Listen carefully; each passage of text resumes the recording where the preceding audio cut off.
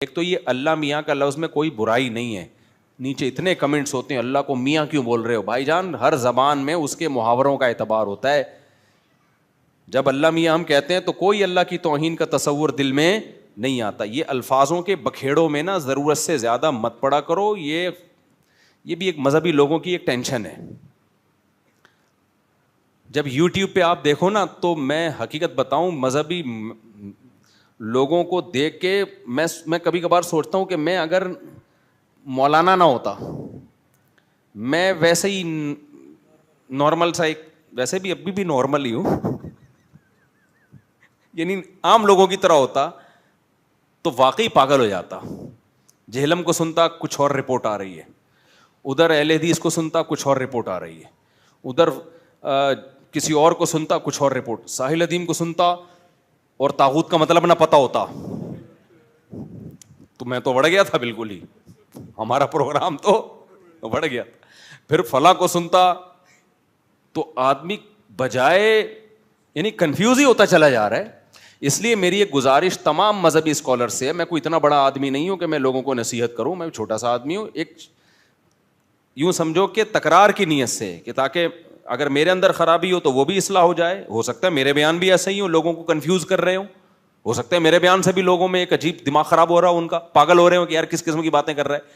تو مقصد اپنے آپ کو بڑا ثابت کرنا نہیں ہے, مقصد یہ ہے کہ ایک بات مارکیٹ میں چل جائے تاکہ اگر میرے اندر خرابی ہے تو وہ بھی ٹھیک ہو جائے. وہ یہ ہے کہ مذہبی لوگوں کو دو کام کرنے کی بہت سخت ضرورت ہے جو مذہبی اسکالرز ہیں. نمبر ایک, اپنے لب و لہجے میں بہت دوستانہ ماحول پیدا کریں. لوگ یہ نہ سمجھیں ان کے سر پہ سینگ ہے, کبھی بھی ٹکر مار سکتے ہیں. یہ لب و لہجہ کیسا رکھیں, بولو دوستانہ. بعض مذہبی اسکالر ایسے ہیں جب بات کریں گے ایسا لگ رہا ہے کہ اٹھا کے کوئی وٹا مار رہا ہے, کھینچ کے یا مکہ مار رہا ہے, یہ ڈراتے ہیں وہ, ایسے لگتا ہے کہ یار پتہ نہیں کیا ہو جائے گا نا. اب آرام سے ریلیکس, کیا کرنا ہے, آرام دوستانہ ماحول میں بات کرو. بھائی ابھی وہ دور گیا, آداب اور بہت ہی ایک بناوٹ, بالکل ریلیکس ہو کے بات کرو. دوسری بات یہ کہ وہ بات مت کرو جو لوگوں کے مینٹل لیول سے اوپر کی بات. لوگوں کو وہ بات بتاؤ جو لوگوں کی پریکٹیکل لائف سے اس کا تعلق ہے. خام خام افلاطونیاں اور بقراتیاں ہم لوگوں کو جھاڑنے کی ضرورت نہیں ہے. ہم میں سے ہو سکتا ہے میں بھی ایسا ہوں, میں اپنے آپ کو خارج نہیں کر رہا.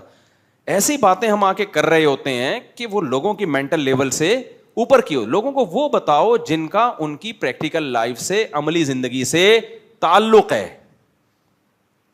بہت اوپر کی باتیں جو جیسے عامل کر رہے ہوتے ہیں, جن چڑیل بھوت اور فلانا اور حمزہ, وہ آدمی کہتے ہیں پہنچے ہوئے ہیں, تو لوگ تعریف تو کر دیں گے لیکن پبلک کو ایسے اسکالر سے کوئی فائدہ نہیں ہوگا جو آپ کی عملی زندگی میں کوئی اثر ہی نہیں آ رہا اس کا.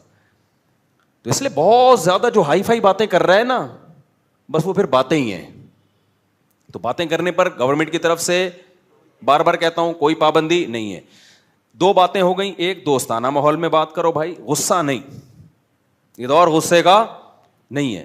دوسری بات یہ کہ باتیں وہ جو لوگوں کی مینٹل لیول کی, کلم الناس علی قدر عقولہم, حدیث میں آتا ہے لوگوں سے ان کی عقل کے مطابق بات کرو, اونچی باتیں مت کرو لوگوں سے.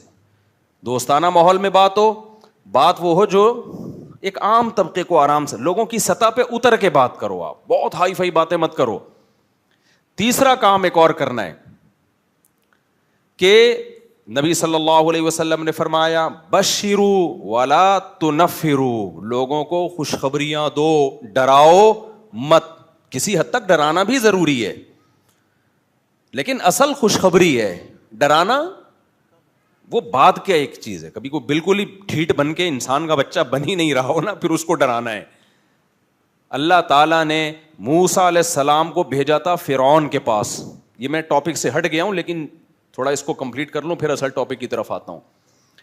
موسیٰ علیہ السلام سے بڑا کوئی اللہ کا ولی ہو سکتا تھا, کلیم اللہ, اور فرعون سے بڑا کوئی بدبخت ظالم ہو سکتا تھا جس نے سینکڑوں بچوں کو ذبح کروا دیا, اس سے بڑا کوئی ظالم ہو سکتا تھا ہے بھائی. لیکن اللہ نے موسیٰ علیہ السلام کو کیا کہا کہ فرعون کے پاس جا کے اس کے سر پہ ڈنڈا لے کے مار دینا ہے بھائی.